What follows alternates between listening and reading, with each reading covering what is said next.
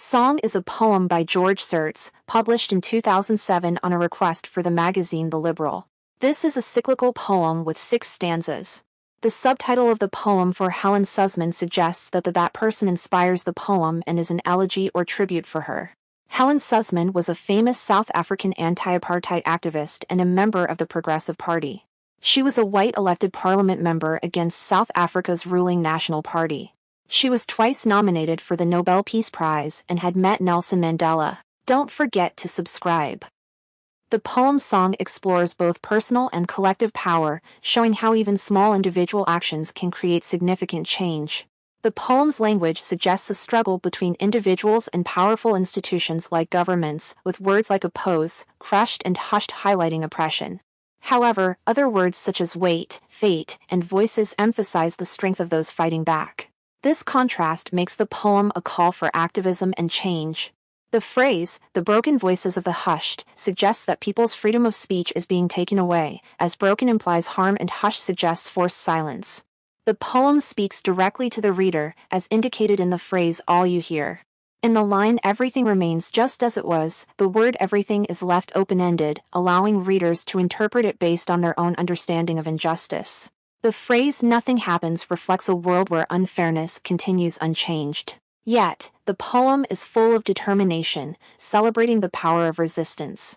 It repeatedly juxtaposes opposing ideas, nothing versus something, small versus great, to highlight the struggle for change. For instance, a small feather is placed on a massive sinking ship, and small hands exist in a monstrous hull.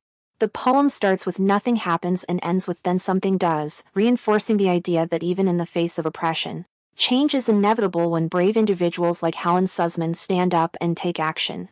The opening lines honor the role of protest songs in civil rights movements, including the fight against apartheid. It's the very same tune that has been sung time and again. The third stanza is the darkest, portraying oppression as a crushing weight that is unbearable. The words hung, heavy, weight, crushed, broken, and hushed create an overwhelming sense of downward pressure, symbolizing the way oppressive systems destroy people's hopes and lives. Despite this bleak imagery, the word oppose stands out as a reminder that resistance is always possible, even in the most difficult times. The first stanza introduces a quiet yet persistent buzz as an important sound in the poem.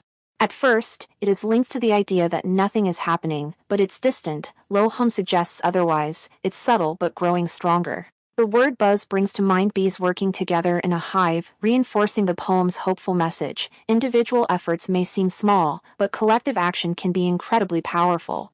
Initially described as a distant sound, the buzzing becomes overwhelming by the poem's end, symbolizing the strength of united protest.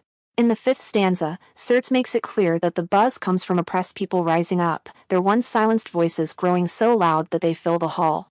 This powerful image reminds us that even in the darkest moments, we should never stop fighting for justice.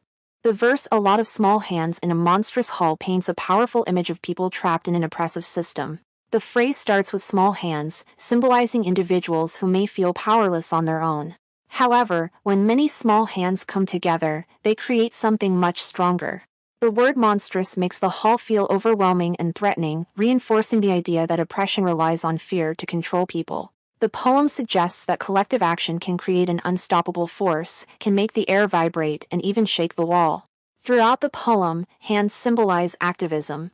Those suffering under oppression are described as having broken voices, suggesting they are silenced and crushed by a heavy burden. But in the fifth stanza, as resistance grows, the heart begins to lift. Here, the heart represents the human spirit. Just like physical weight can press it down, fighting for justice can make it soar. SZIRTES also highlights the power of individual action.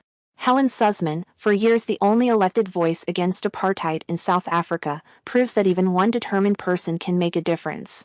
The poem celebrates her persistence, comparing the strength of her words to a force so powerful that a voice can break a glass or plate. This reminds us that, when used effectively, even a single voice can be shattering. The poem portrays oppression as a universal force that affects people everywhere. In the fourth stanza, SZIRTES refers to the famous Greek mathematician Archimedes, who once said, "Give me a place to stand, and a lever long enough, and I will move the world." The poem repeats this idea with the phrase "a lever, a fulcrum, a weight, and a place to stand," reinforcing the theme of using intelligence and strategy to overcome great obstacles.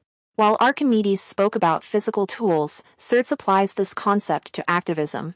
Instead of moving the world with a physical lever, people can shift the course of history by using wisdom, determination, and the right approach. The language of this stanza is mechanical and logical, creating a contrast with the darker, more emotional tone of the previous verses. This shift suggests that oppression isn't just something to endure, it can be resisted and eventually overturned through smart, determined action. By incorporating Archimedes' principle into the poem, SZIRTES sends a hopeful message: no matter how powerful oppression seems, it is never unbeatable. With the right mindset and a clever approach, even the heaviest weight can be lifted. Hope you share and subscribe for more videos.